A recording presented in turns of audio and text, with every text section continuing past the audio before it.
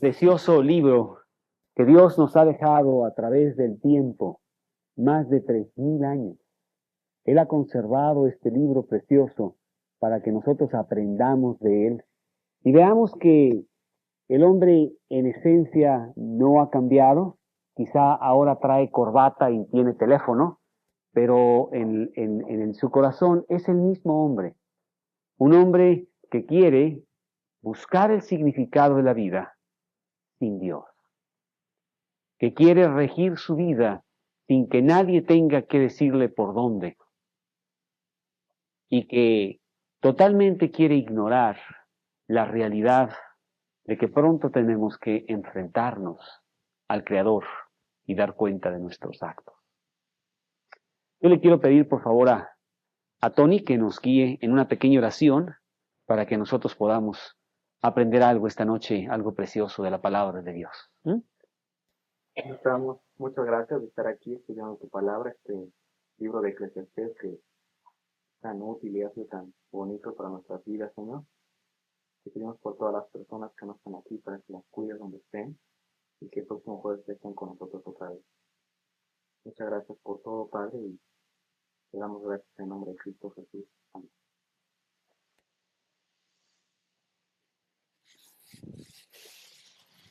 Hemos estado aprendiendo de este hombre de la antigüedad que se llamaba Salomón. Un hombre que al tener todas las cosas, al ser un hombre muy rico y tener mucha poder y entendimiento, se embarcó por no tener nada más que hacer y estar aburrido en un viaje desesperado para encontrar significado en la vida. Y Dios, a través de su gran misericordia, nos hizo que este hombre escribiera un diario, y plasmara en este libro que se llama Eclesiastés, en medio de la Biblia, las experiencias de este viaje que él hizo, para que nosotros en el siglo XX o en cualquier ciclo que se leyese este libro, aprendiéramos de él y de sus experiencias y no tuviéramos que hacer lo que él hizo. Aunque necios que somos, leeríamos el libro y diríamos, esto no me va a pasar a mí, y caeríamos en los mismos problemas, tragedias y desesperación que este hombre tuvo. Veíamos que este hombre por lo pronto ha tomado varios viajes desesperados, equivocados. En el capítulo 1 de este libro vemos que él tomó el viaje del conocimiento y de la sabiduría humana. Recordamos que Salomón, Dios le dio entendimiento y gran sabiduría. Un hombre que llegó a los límites de usar esta computadora tan maravillosa que Dios instaló en nuestra cabeza y que se embarcó en este viaje solamente para encontrar frustración. Dice el capítulo 1, versículo 17, dediqué mi corazón a conocer sabiduría y también a entender las locuras y los desvaríos.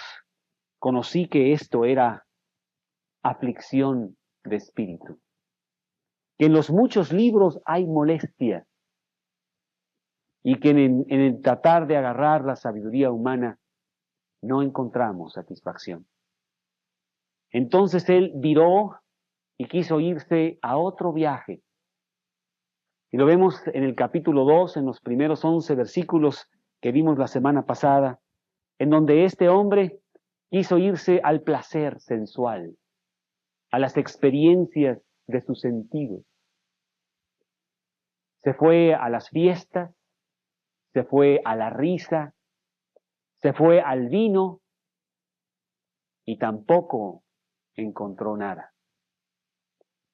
Decíamos que este hombre tenía tanto dinero que podía hacer experiencias que nosotros jamás podríamos por estar tan limitados. Él podía ir cuan lejos quisiera.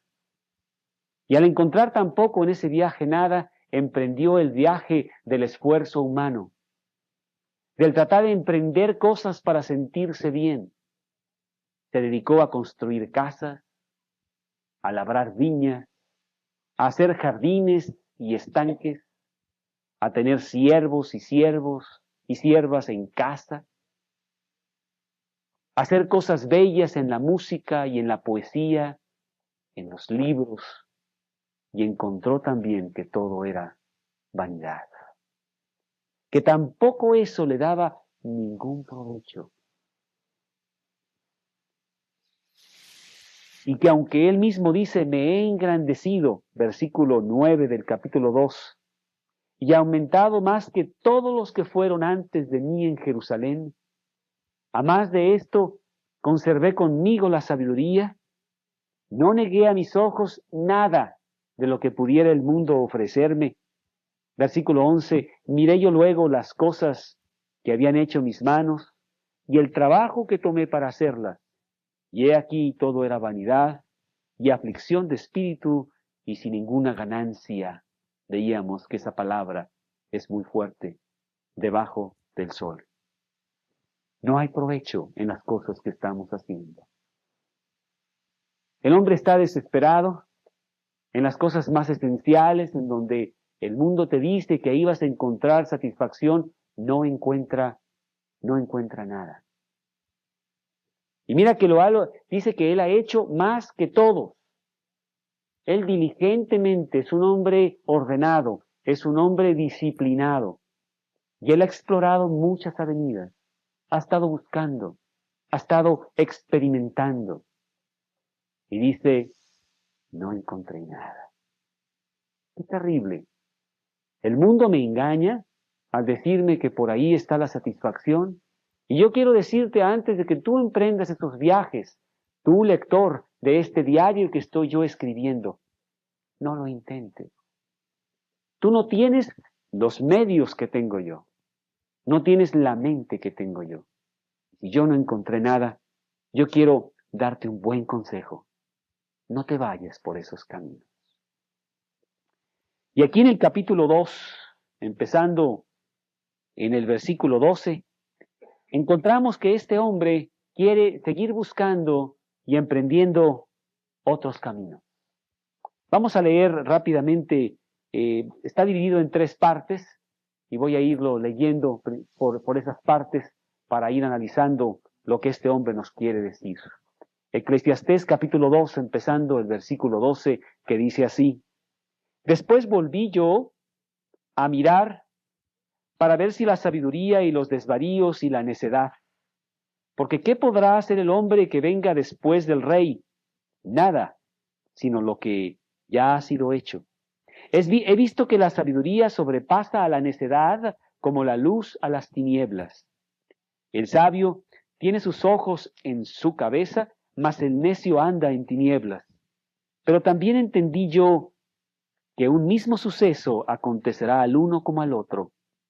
Entonces dije yo a mi corazón, como sucederá al necio, me sucederá a mí también. ¿Para qué, pues, he trabajado hasta ahora para hacerme más sabio? Y dije en mi corazón que también esto era vanidad. Porque ni el sabio ni el necio habrá memoria para siempre, pues en los días venideros ya todo será olvidado, y también morirá el sabio como morirá el necio. Esta es la primera parte de lo que queremos ver. Aquí está hablando del viaje de las comparaciones. Y dice, ciertamente yo soy mejor que todos ustedes, pero en realidad, ¿de qué me sirve? Aquí no está hablando de la sabiduría de Dios, aquí está hablando de la sabiduría del hombre. Acá en Proverbios, por ejemplo, en el capítulo 2, versículo 13, un poquito antes, donde Dios nos habla a través del mismo Salomón, porque muchos de estos proverbios fueron escritos o cuando menos recopilados por Salomón. Nos dice en el capítulo 2, capítulo 3, versículo 13, bienaventurado el hombre que halla la sabiduría y que obtiene la inteligencia. Versículo 23, entonces andarás por tu camino confiadamente y tu pie no tropezará. Y los primeros capítulos de Proverbios habla de sabiduría, pero habla de la sabiduría de Dios. Eso no es lo que estaba buscando Salomón acá en Eclesiastés capítulo 2. Él está hablando de la sabiduría del hombre. Y dice, yo he tenido mucha sabiduría. He hecho más que todos en Jerusalén. Es más, ¿habrá alguien después de mí que pueda hacer más? No lo creo. Yo tengo los récords. He alcanzado lo máximo en todas estas materias. Y bueno, ninguno quiere ser un tonto. Y todos queremos ser sabios. Todos queremos aprender. Todos queremos tener alguna enseñanza. Y la enseñanza del hombre algún beneficio nos ha traído. Hemos sabido extraer el oro y la plata y el hierro de la tierra. Hemos sabido sacar la savia de los árboles especiales y de ahí con unas máquinas hacer seda y de la seda hacer camisas.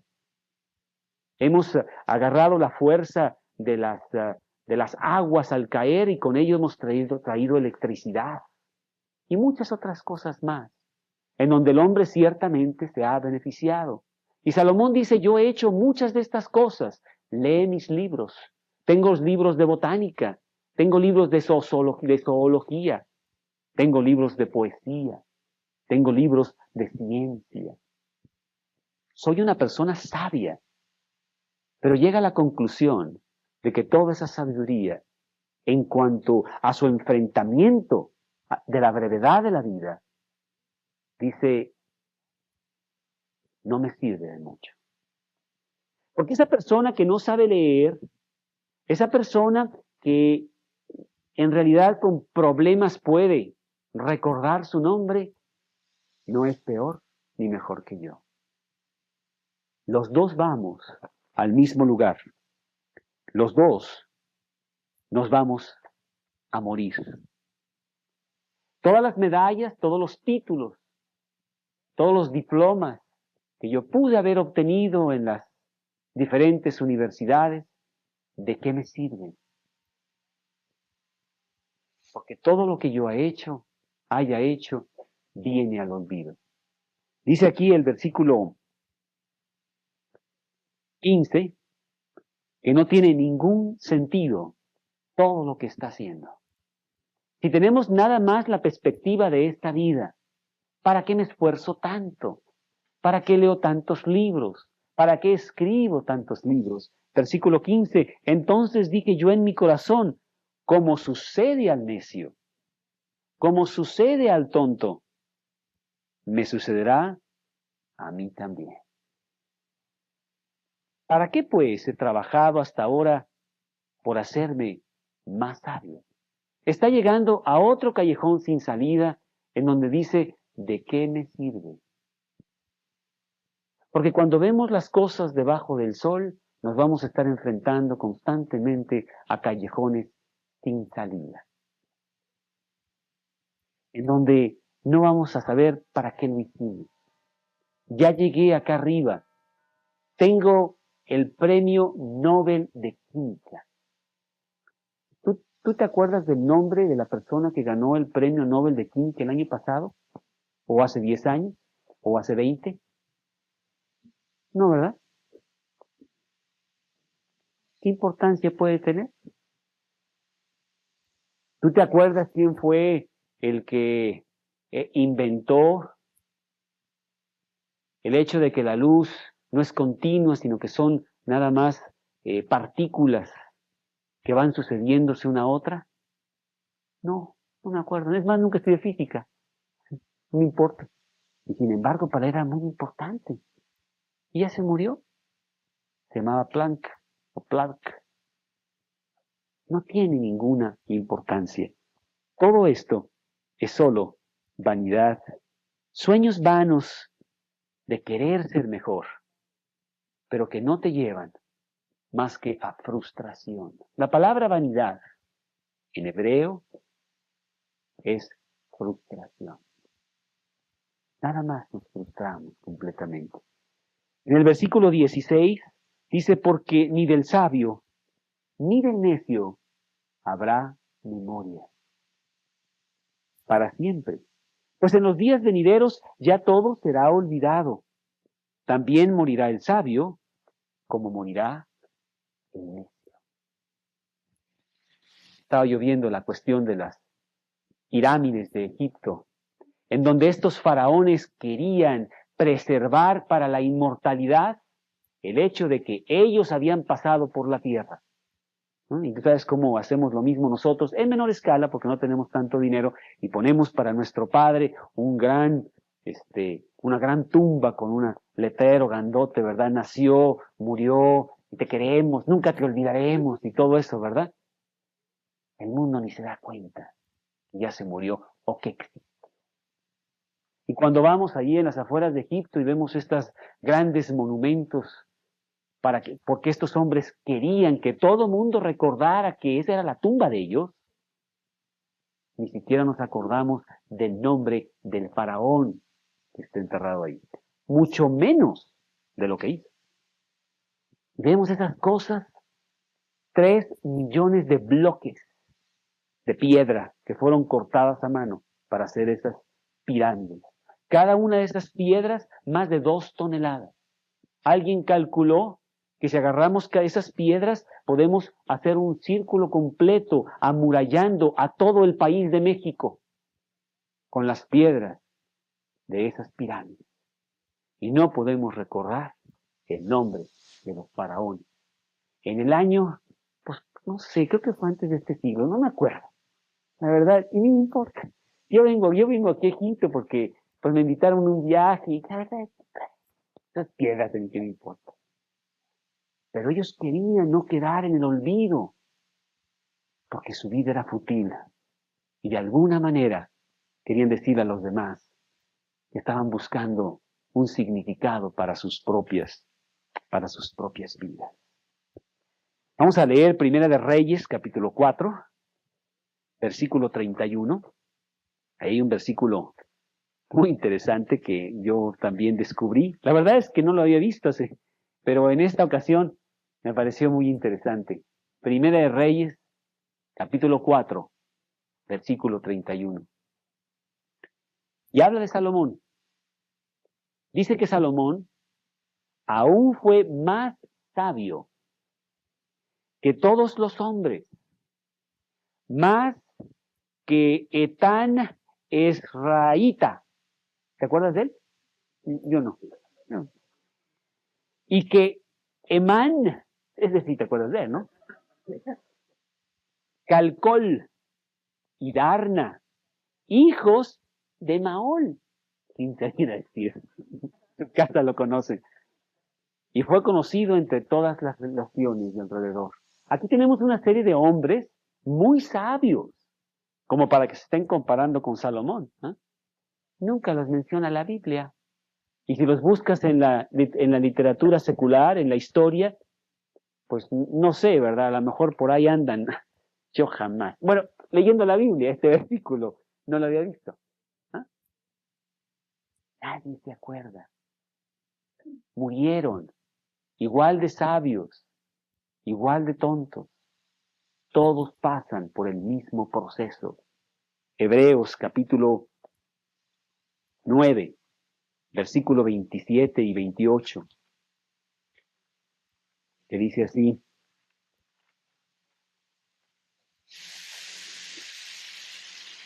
empezando en el 27, de la manera que está establecido para los hombres, que mueran una sola vez, y después de esto, el juicio. Así también Cristo fue ofrecido una sola vez para llevar los pecados de muchos, y aparecerá por segunda vez sin relación con el pecado, para salvar a los que le esperan. Muy diferente. La desesperación de Salomón se desintegra ante la realidad de la eternidad. Cuando nosotros vemos las cosas por encima del sol, no debajo del sol, entonces todo tiene sentido. Y entonces la sabiduría que estoy buscando no es la sabiduría del hombre, aunque pueda aprender de eso. Está bien, no hay nada de malo en eso, pero no puedo quedarme ahí. Yo quiero aprender la sabiduría de Dios. Quiero aprender acerca de su compasión y acerca de su amor. Quiero aprender acerca de su misericordia y de su generosidad. y de lo que quiere decir paciencia y paz. Y quiero hacer lo que Él hizo. Quiero ser un buen discípulo de Jesús. Eso es sabiduría. Y todo empieza en el temor de Dios, porque el principio de la sabiduría es el temor de Dios. Salomón sabía todo esto. Salomón, dice la palabra de Dios, que él empezó muy bien. Primera de Reyes, capítulo 3. ¿Qué pasó, Salomón? ¿Por qué se te han olvidado todas estas cosas?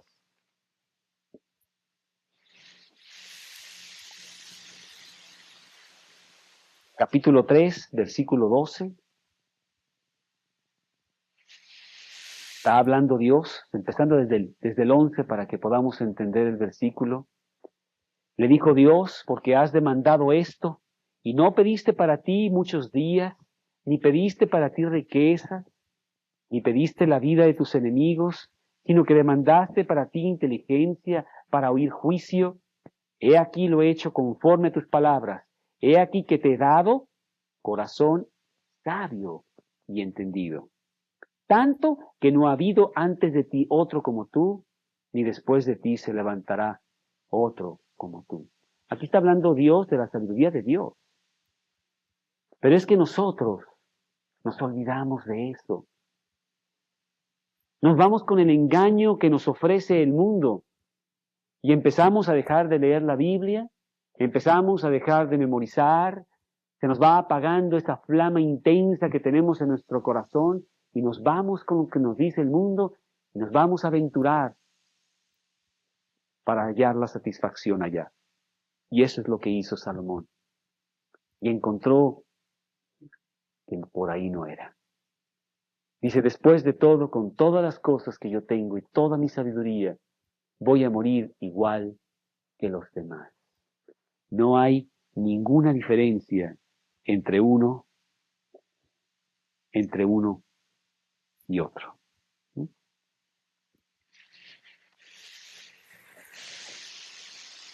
Para nosotros los cristianos, sí hay esperanza porque la muerte es el principio. No es el fin, es el principio. El apóstol Pablo decía ahí en Filipenses 1:21, para mí el vivir es Cristo. El morir es ganancia. El morir es arrancar la vida preciosa que Dios tiene preparada para mí. Para ti, Salomón, es quizá el final. Te sientes deprimido porque todo lo que has hecho se queda en el olvido. No te puedes llevar a la eternidad ninguno de tus libros, ni tu cerebro maravilloso tendrá ninguna utilidad allá en la eternidad. Pero en cuanto a mí, todas las cosas que he hecho han sido para conocer mejor a Dios, para que cuando yo llegue al cielo, yo pueda interpretar el lenguaje maravilloso de su deidad, conocer su amor, conocer su gloria, poder alabarlo con muchísima profundidad, porque me estuve entrenando en esto en la eternidad. Eso es lo que vamos a estar haciendo nosotros en el cielo, tú sabes. Tú que has recibido a Cristo en tu corazón, nosotros vamos a pasar la eternidad en comunión con Dios. Dirás, qué aburrido, estás ahí con arpas tocando todo el día. Pues para las personas que no estuvieron tocando bien el arpa aquí en la tierra, será muy aburrido, porque será muy pequeño, muy limitado. Pero para aquellos que profundizaron en las cosas de Dios, es algo maravilloso el poder llegar allá y profundizar más. Responder todas estas preguntas que has tenido en la tierra. Conocer con mayor detenimiento quién es Cristo, quiénes son sus siervos, por qué hicieron lo que hicieron. Como decía Margarita, llegar a profundizar en el gran amor de Dios. Con toda su profundidad, su altura, su longitud y su anchura. De conocer ese amor de Dios que ahorita escapa todo nuestro entendimiento. Pero cuando lleguemos allá, será en la medida de lo que tú hayas hecho con lo que Dios te ha dado aquí en la tierra. Salomón estuvo buscando en los lugares equivocados. Sabiduría que no sirve finalmente para la eternidad. El mismo Pablo también decía, por esto mismo padezco esto. pero no me avergüenzo porque yo sé en quién he creído y estoy seguro que es poderoso para guardar mi depósito para aquel día. Este cofre de cosas que yo he estado almacenando, esta profundidad de conocer a Cristo en toda su intensidad a través de mi trabajo en Él, en la tierra. Cuando llegue allá y cobre todos estos depósitos que he estado mandando, qué maravilloso será el cielo para mí. No, no estaré aburrido. Pasarán los siglos y los millones de siglos. Y lejos de estar aburrido, estaré penetrando más en el amor de Dios y en todo su carácter y todo lo que Él es. La muerte para mí es ganancia. Inclusive cuando Él está escribiéndole a Timoteo esa última carta, le dice a Timoteo, he acabado la carrera, he guardado la fe. Por lo demás me está guardada la corona de justicia, que Dios, juez justo, me dará en aquel día. No, la muerte para mí será gloriosa. No será como Salomón, que dice, no hombre, qué lío, aquí todo acaba en la muerte. Por eso estoy tan aburrido, por eso estoy tan deprimido. Pablo dice, no hombre, yo estoy esperando que venga ese día. Pablo vivía para ese día. Aquel día constantemente lo dice en sus cartas. Cuando llegue aquel maravilloso momento de enfrentarme a Jesús y poder decirle, Jesús, ¿cuánto hiciste por mí? Qué maravillosa vida me diste, pero ahora vengo a canjear la herencia que tú tienes para mí en el cielo. Qué diferente, muy, muy diferente. Pobre Salomón, que se quedó nada más con la sabiduría humana. Dice el siguiente pedacito que estamos viendo y que empieza en el versículo 17, que se extiende hasta el 21 o 22. Aborrecí, y fíjate que esta palabra la va a citar varias veces. Aborrecí por tanto la vida, porque la obra que se hace debajo del sol me es fastidiosa. Por cuanto todo es vanidad y aflicción de espíritu. Qué desesperanza vemos en este hombre aquí en este versículo 17. Todos sus proyectos y toda su riqueza no le dan satisfacción. Y dice que está aborreciendo la vida. No sirve para nada. ¿Para qué vivir? Dice Salomón. Asimismo aborrecí, otra vez la palabra, dice el versículo 18, todo mi trabajo que había hecho debajo del sol, el cual que tendré que dejar a otro que vendrá después de mí. Y quién sabe si será sabio o necio el que se enseñoreará de todo mi trabajo, en que yo me afane y en que me ocupe debajo del sol más mi sabiduría. Esto también es vanidad. Volvió, por lo tanto, por tanto, a desesperanzarse mi corazón acerca de todo el trabajo en que me afané y en que había ocupado debajo del sol mi sabiduría. Que el hombre trabaje con sabiduría y con ciencia y con rectitud, y que haya de dar su hacienda a hombre que nunca trabajó por ello, también esto es vanidad y mal grande. Y aquí vemos otra de las aventuras en las cuales está embarcado Salomón y tampoco le halla ninguna salida. ¿Quién se va a quedar con todo lo que yo he hecho? Yo he conocido personas de mucho éxito que tienen mucho dinero y cuando empiezan a ver los años y empiezan a decir, oye, como que ya viene la muerte, empiezan a decir, bueno, ¿para qué hice todo esto? No me voy a poder llevar nada. Viene una agonía de tener que dejar lo que acumulaste, principalmente si viviste por ello. Te has agarrado de él, te has agarrado de tu automóvil y de tu casa y de tus empresas y de tu dinero. El día que te mueras no vas a llevarte nada. Y hay una agonía porque tenemos orgullo. Oye, ¿tú sabes cuánto he trabajado yo? Déjame decirte, yo empecé boleando en las calles, allá en el Zócalo. Y ahora mira el imperio que yo he hecho. Es mucho.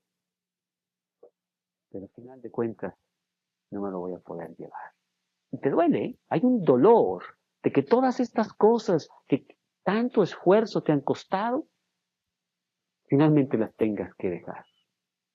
Pero no solamente eso, sino también hay la agonía de ver a quién te las vas a dejar. Y decir, no hombre, tengo una bola de granujas por hijos, que la verdad es que no les quiero dejar nada.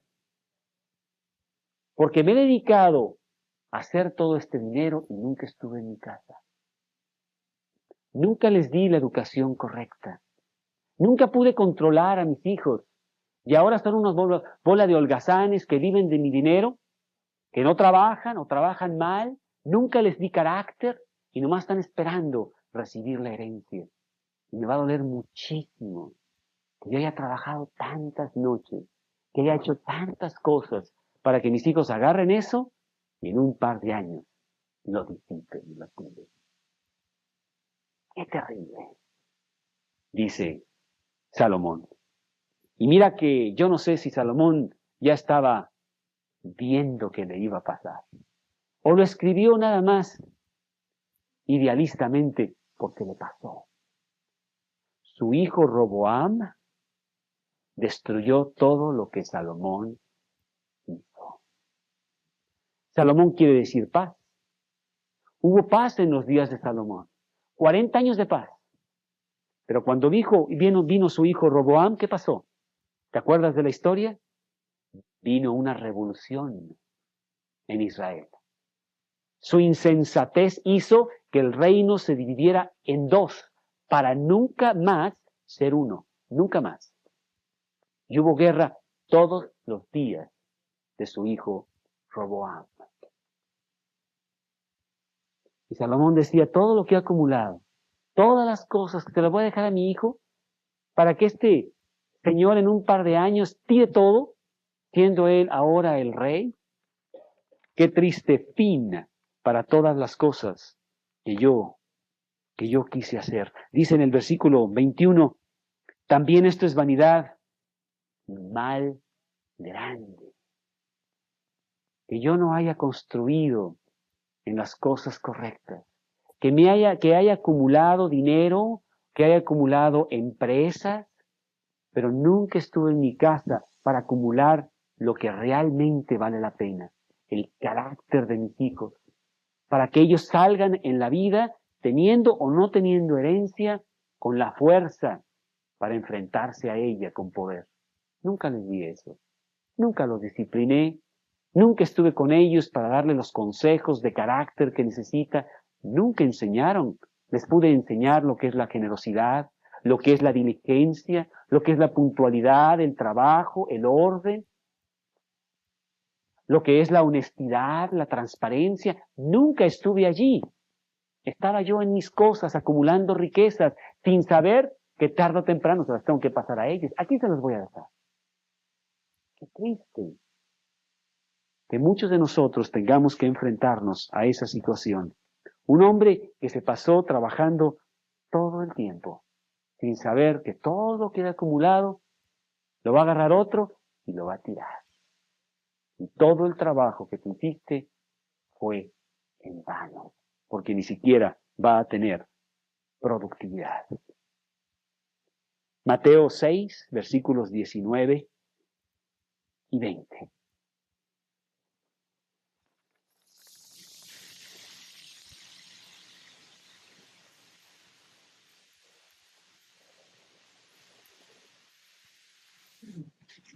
Mateo 6, 19 y 20.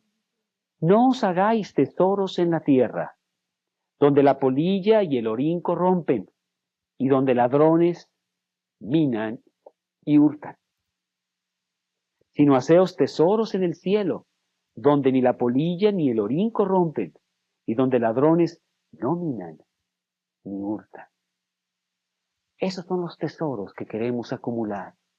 Imagínate tú que tú puedas pasar a la siguiente generación un cúmulo de riquezas, riquezas espirituales, en donde sí tienes satisfacción, porque tus hijos son misioneros. La persona que me habló a mí de Cristo tuvo 6 hijos. De esos, 2 en este momento están en el campo misionero, sirviendo al Señor con todo su corazón y siguiendo los principios de la Biblia y enseñando a otras personas estos principios. No les dejó ni plata ni oro.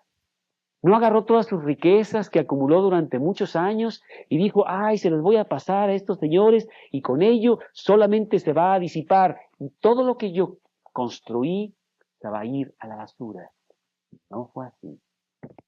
Esta persona durante 40 años estuvo aquí en la Ciudad de México y en Monterrey predicando la palabra de Dios. Muy pocas personas le hicieron caso. Pero durante esos 40 años él estuvo en su casa con sus hijos, realmente construyendo carácter en ellos, para que 2 de ellos estén hoy sirviendo al Señor de tiempo completo y lo estén haciendo también con sus hijos. Esa es la herencia que queremos pasar. Esos son los tesoros que queremos darle a nuestros hijos. Eso no quiere decir que no vas a trabajar. Eso no quiere decir que no puedas dejarle a tus hijos una herencia grande, material también. Pero si no les das el carácter para esa herencia, entonces no sirve de nada. La tirarán, la disiparán, se destruirán ellos mismos con las cosas que les des. Dice también acá en Lucas capítulo 12, versículo 15,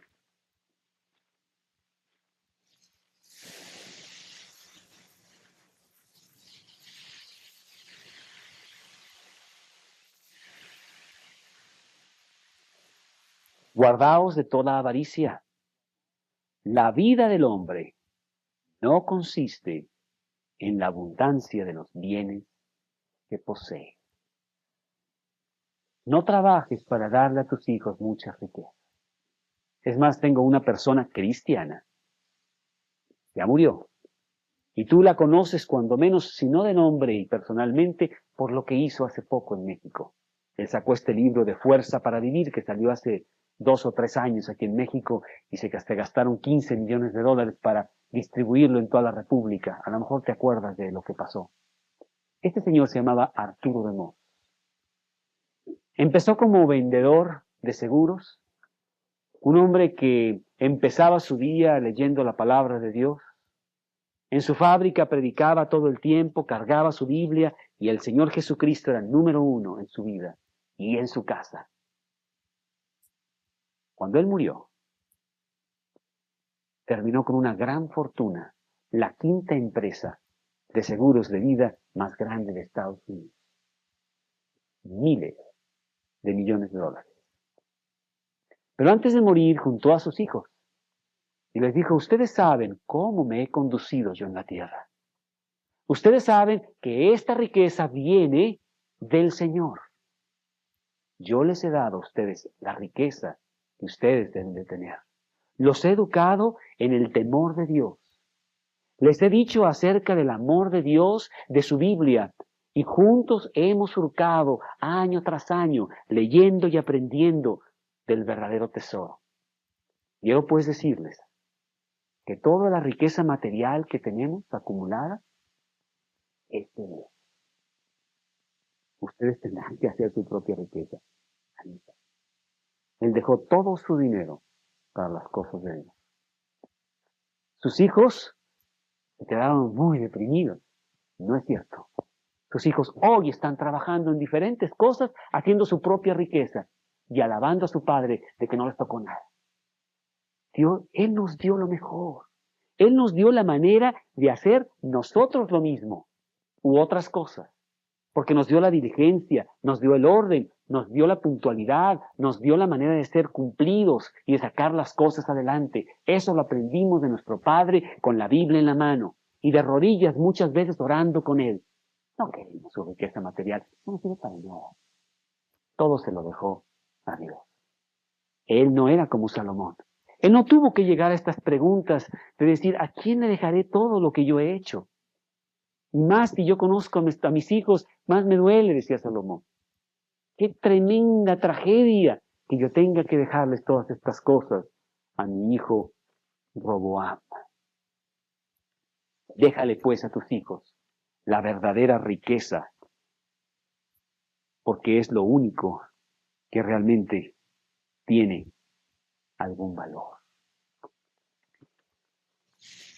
Dice el versículo 21 que el hombre trabaje con sabiduría y con ciencia y con rectitud y que haya de dar su hacienda a otro hombre que nunca trabajó por ello.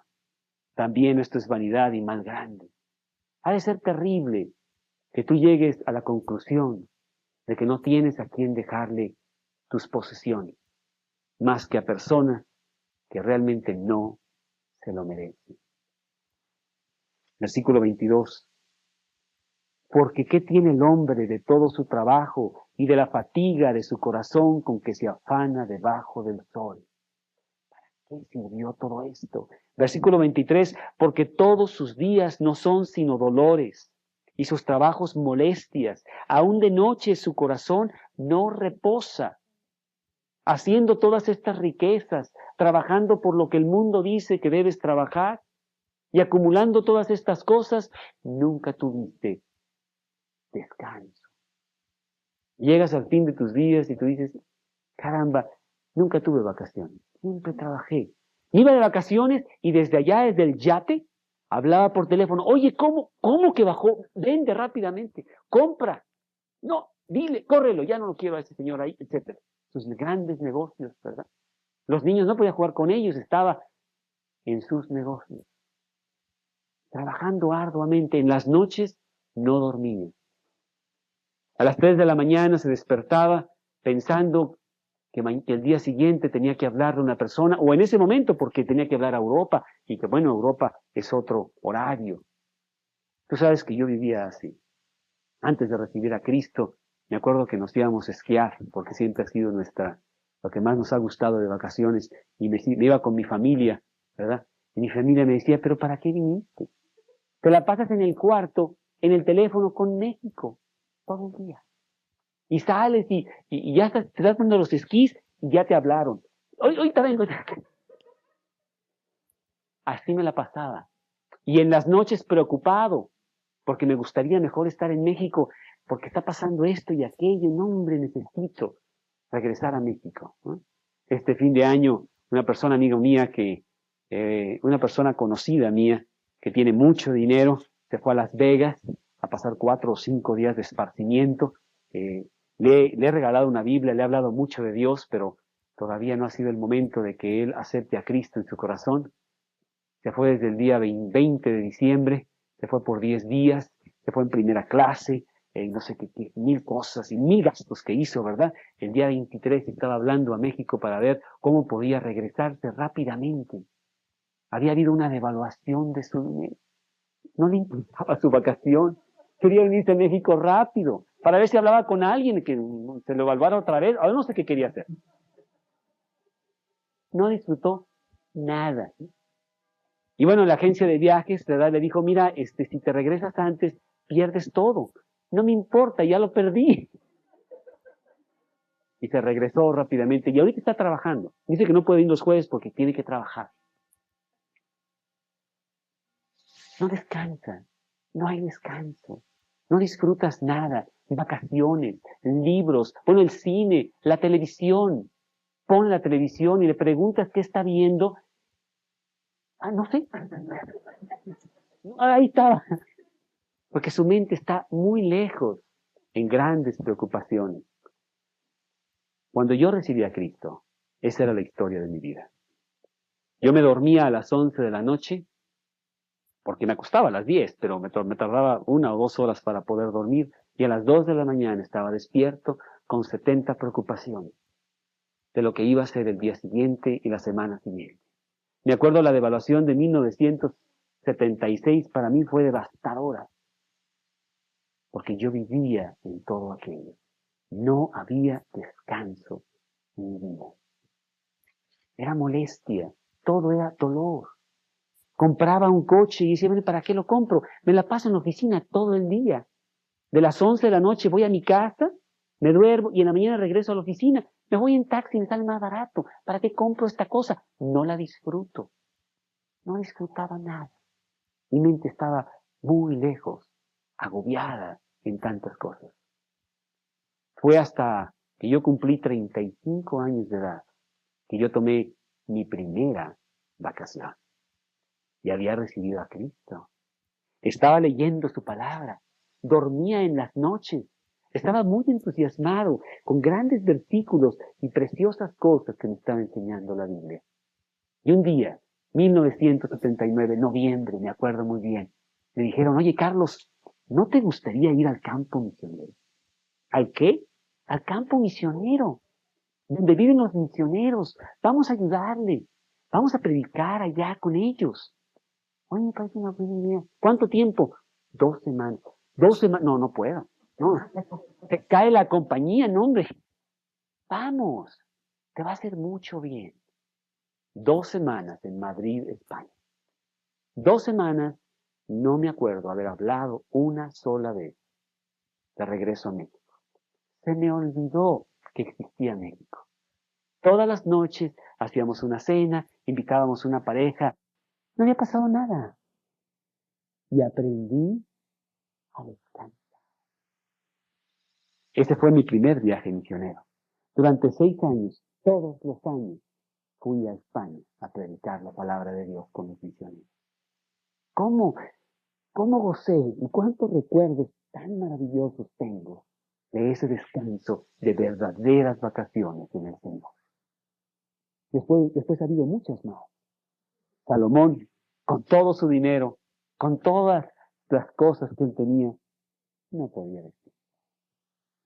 Pobrecito, porque todos sus días no son sino dolores y sus trabajos molestias. Aún de noche su corazón no reposa. Esto también es vanidad. Y agarré un versículo que memoricé hace mucho tiempo para decir a las personas dónde encontrar descanso. Mateo 11:28. ¿Tú te lo sabes? Venid a mí todos los que estéis trabajados y cargados, y yo os haré descansar. Ahí está el descanso, está en Jesús. Me acuerdo que yo me iba por ¿cómo se llama esa avenida? La Castellana, allí en Madrid, España, porque nos acostábamos muy tarde, nos acostábamos a las 5 de la mañana. Y bueno, ahí yo llegaba y me despertaba como a las 11 y a la 1 de la tarde me recogían para ir a comer, discutir qué pasó en la noche, no sé qué, y preparar otra cena para esa noche. Yo me acuerdo de las 11 de la mañana a la 1 de la tarde, me iba caminando por la Castellana, que es una avenida así como el Paseo de la Reforma, con muchos árboles, muy bonita, con mi Evangelio de Juan. Y estaba memorizando el Evangelio de Juan. Y era precioso. O sea, todos los colores del cielo, las personas, todo me parecía maravilloso. Estaba lleno de Dios. No me acuerdo haber visto muchos museos, no me acuerdo haber salido mucho de Madrid, inclusive me decían, vamos a Valencia, y vamos a Barcelona, y vamos a mil cosas, y me decían, no, yo la estoy pasando padrísima, déjame aquí en Madrid, con los misioneros, y viendo la Biblia, y tomando café, y discutiendo las cosas de Dios, verdadero descanso para mi alma. Y ustedes, algunos de ustedes lo han también ya experimentado habiendo ido ustedes, como tú que fuiste a Alemania con los misioneros que tenemos allá, o tú fuiste a Costa Rica a pasar, ¿tú te acuerdas? Tampoco estuvo maravilloso, que dijiste, oye, pero si una semana en la Riviera jamás sería como esto, jamás. Con todo el lujo que me puedas dar y rulete y todo. Verdadero descanso. Pobre Salomón, él no tenía nada de esto. Bueno, este viaje desesperado también terminó en frustración y entonces como que le da un poco de lucidez y despierta a Salomón un poquito y dice, no hay cosa mejor. Versículo 24. Para el hombre sino que coma y beba y que su alma se alegre en su trabajo. Aquí no está hablando de la superficialidad de vámonos de juerga y vámonos al gran hotel y pide el coñac. No está hablando de la persona que realmente trabaja. Qué sabroso trabajar todo el día y llegar a tu casa, descansar y tener tu cena, tener tu familia y realmente gozarte en las cosas pequeñas de la vida. Dice, esto es maravillosa. No hay cosa mejor. Salomón a lo mejor no tenía nada de eso. Bueno, tenía 1000 esposas, entonces era un lío con quién iba a cenar esa noche. Entonces no creo que haya podido tener mucho descanso. No hay cosa mejor para el hombre sino que coma y que beba, que disfrute, que su alma se alegre en su trabajo. Pero fíjate, también he visto que esto es de la mano. Aquí nos está diciendo algo muy importante, muy bonito. Salomón dice en este momento de lucidez que eso viene de Dios. Es una actitud interna que tú tienes de contentamiento. ¿Conoces esta palabra? Contentamiento. En español no se usa mucho, pero es una palabra preciosa. No estoy hablando de alegría, no estoy hablando de felicidad, ni siquiera de gozo, que a veces la podemos usar. Contentamiento, estar contento. Oye, vamos aquí, vamos. No vamos, no vamos. ¿Tienes? Tenemos. No tenemos, no tenemos. Es maravilloso todo. Contento. Decir, no necesito más. Soy una persona contenta. Eso es gigante. Y el cristiano tiene eso. Eso viene de la mano de Dios. Cuando tú agarras tu Biblia y la lees y realmente te llenas esa mañana que estás leyendo con Jesús y sales a la calle y dices cuánto dinero traigo o no traigo, o voy a ir o no voy a ir, o está lloviendo o hace sol, o tengo libro o no tengo libro. Y te dices, no importa, porque por dentro estoy lleno de Dios. Salomón tiene un momento de lucidez. Ojalá y se hubiera quedado ahí, porque vamos a ver en el capítulo siguiente que otra vez se va a sus viajes, ¿verdad? Dice, esto viene de Dios. Ahí es donde yo debo de estacionarme. Una actitud interna que solo viene de Dios. Y Dios nos deja en la Biblia hombres que sí tuvieron esa clase de vida. ¿Te acuerdas de Abraham? Capítulo 13, versículo 2, ahí en Génesis. Abraham era riquísimo en bienes y en ganado, dice la Biblia. Abraham tenía mucho dinero. No es problema de riqueza, pero Abraham era una persona que estaba dedicada a Dios. Y su riqueza era circunstancial, nada más. ¿Te acuerdas de José? Bueno, José era una persona que llegó a ser el hombre más poderoso de la tierra. También ahí en Génesis nos dice que él era un hombre contento. Inclusive dice aquí en el capítulo 41, versículo 52, capítulo 41, versículo 52, hablando de José, que llamó el nombre de su segundo hijo Efraín, porque dijo, Dios me hizo fructífero en la tierra de mi aflicción.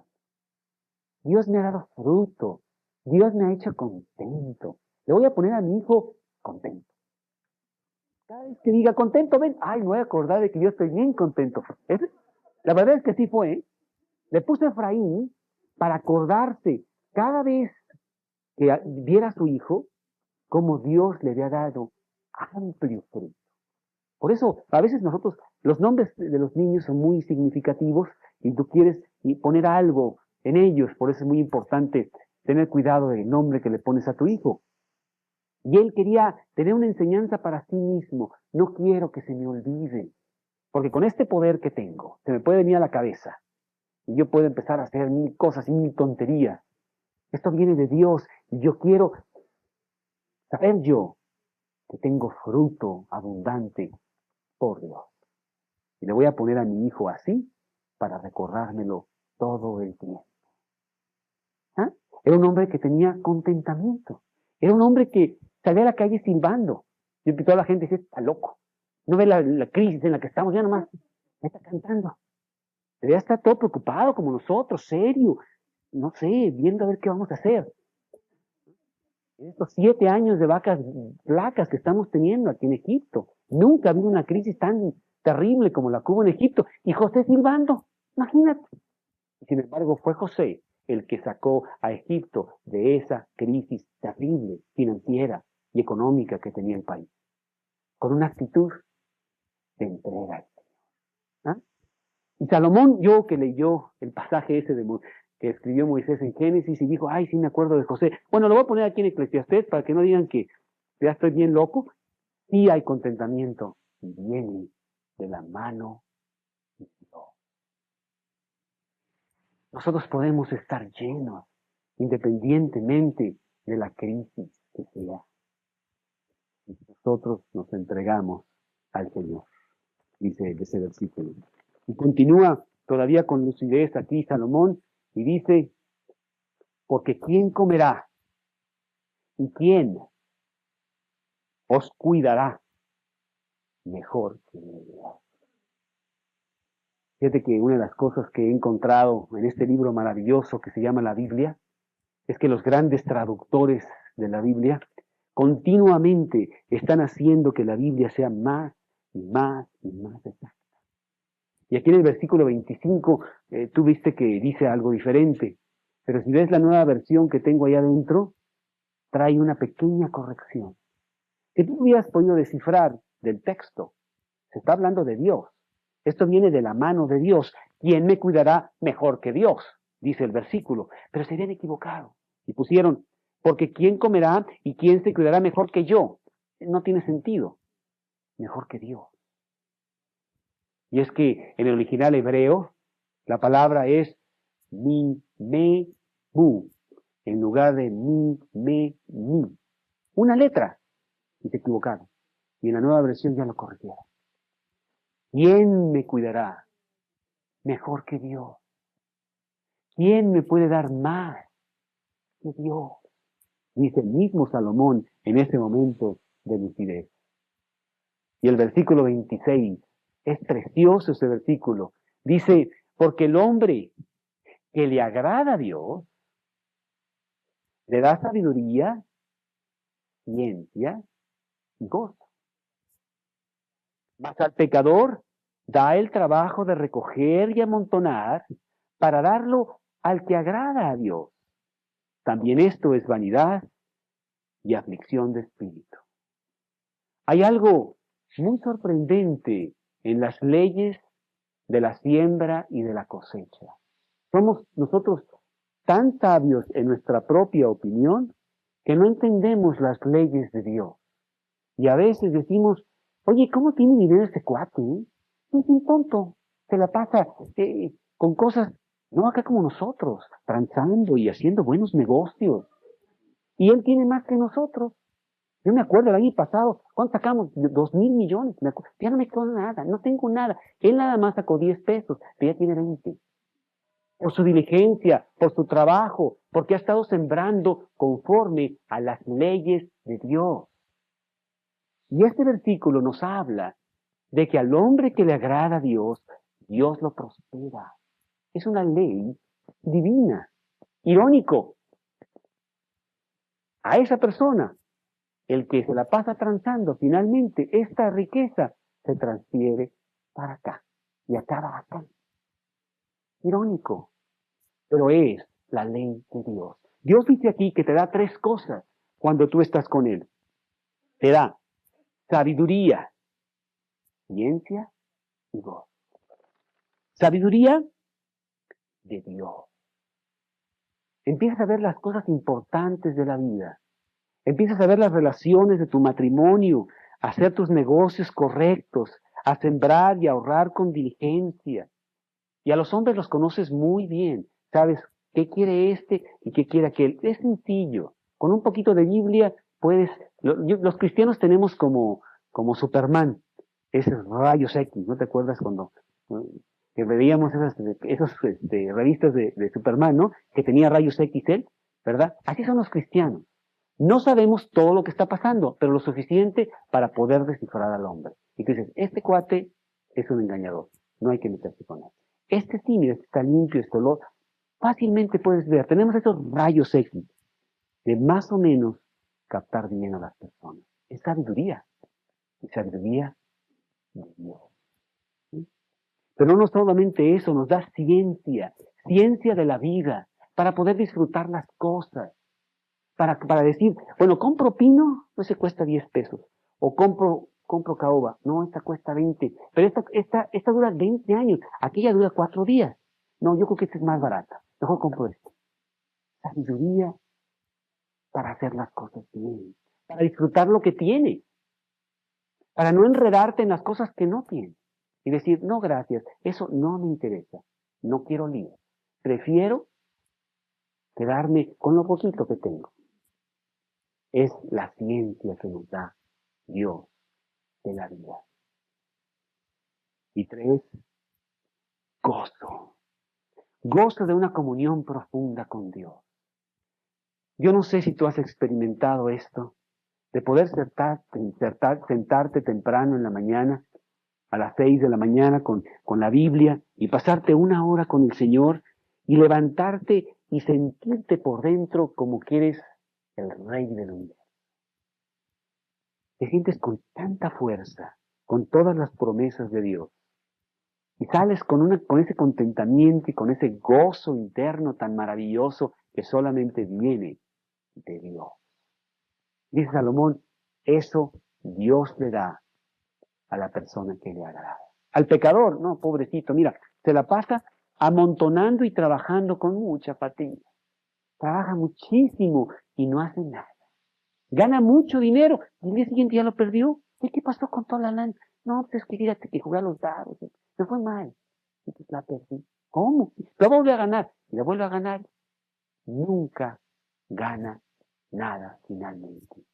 Porque los bienes que se adquieren deprisa vienen al final. Dice el proverbio. ¿Sí?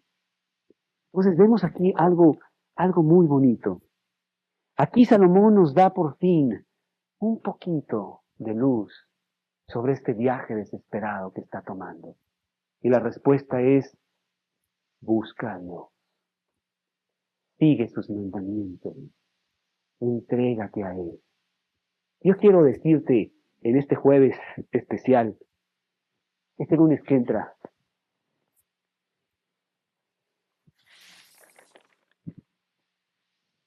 cumplo 18 años. 18 años, el mundo nunca pudo haberme dado lo que me da hoy. No lo puedo creer. Tengo una lista inmensa de cosas que Dios me ha dado. Materiales, pero más importante, internas. Gigantes maravillosos. Porque un día decidí seguir a Cristo.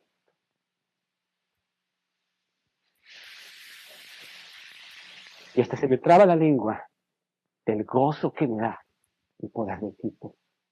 18 años en donde el año 1, el año 3, el año 5, pude haber dicho, ya no me interesa, estoy harto de eso. Y Dios me ha mantenido año tras año, leyendo la Biblia y cayéndome y levantándome. Perdóname Dios, ya la volví a regar, pero mira, yo te prometo, sí voy a ir a los estudios, voy a memorizar. Y ahí iba, año tras año. Han pasado 18 años. Y soy el hombre más feliz de la tierra. Este domingo que fuimos a Mexicali, al cumpleaños de mi mamá, tenía yo un gozo tan profundo. Mi mamá es cristiana, está estudiando la Biblia. Mi hermana Corina es cristiana. Con todos los líos que ella tiene, está estudiando la Biblia. Mis sobrinos, José y Carlos Alberto, están empezando a estudiar la Biblia. Pero lo más sorprendente de todo es mi hermana Claudia. No lo pude creer. Estaba yo sentado en esa mesa y decía, Dios, es que no me puedes dar más. Mi hermana tenía 10,400 líos hace 3 años. Lloramos, lloramos, y yo me pasaba noches enteras despierto diciendo, Dios, tú tienes que contestar a esta situación tan terrible que está pasando con mi hermana. Él contestó. Mi hermana está casada con una persona profesional, ahí estaba él sentado ahí, a punto de recibir a Cristo, una persona muy sencilla, y decía, no lo puedo creer, no lo puedo creer. Y es que no puedo describirte los milagros que me ha hecho Dios. Salomón está equivocado. Sí hay esperanza para la vida. Se llama Jesús. Y yo quiero que tú también te apoderes de Él y que tú puedas percibir en tu propia vida los milagros que Él hace. Y sé que muchos de ustedes los han estado percibiendo, porque me hablan por teléfono y me dicen, Carlos, mira esto, y los veo en sus vidas como va subiendo y subiendo de intensidad nuestro contentamiento. Eclesiastés es un libro maravilloso de un hombre desesperado, necio y tonto, que agarró la palabra de Dios porque la tenía y la tiró a la basura, diciendo que el mundo tenía más. Necio. Porque con Cristo. Yo les doy muchas gracias porque ustedes han sido también muy importantes para mí. Yo he aprendido a través de las cosas que Dios les ha dicho a ustedes mucho, y han sido en muchos aspectos modelos para mí, para continuar en medio de las fallas y en medio de los errores, hasta aquel día en que lleguemos a la vida eterna con Jesús. Te estimulo a que tú hagas lo mismo, y tú también llores de gozo al decir, hoy cumplo años en Cristo. Mira lo que me está dando Dios, mira los cambios tan preciosos que yo tengo. Gracias, gracias Señor, por eso. Vamos a dar. Señor, te damos gracias. Yo te quiero dar muchas gracias, Señor, por todos estos años que has sido fiel conmigo. Te doy gracias porque me has permitido también en estos días, en estos años, predicar tu palabra. Ir a otras personas y decirles lo maravilloso que eres tú, lo grande que has sido para mí. Y te pido, Señor, que esto solo sea el principio. Que continuemos con esmero y sin descanso, hablando a diestra y a siniestra por todos lados, diciéndoles dónde está la respuesta a un mundo que no quiere escuchar, un mundo que está yendo por otro lado y está como Salomón, desesperado, vacío y sin esperanza en la tierra. Gracias, Señor. Gracias por todas las personas que están aquí esta noche. Te pido por ellas que tú también te manifiestes ampliamente en sus vidas, que les des disciplina para su lectura diaria, para una entrega total, sabiendo que esto es el todo del hombre. Te doy gracias y te lo pido en el nombre de Cristo Jesús.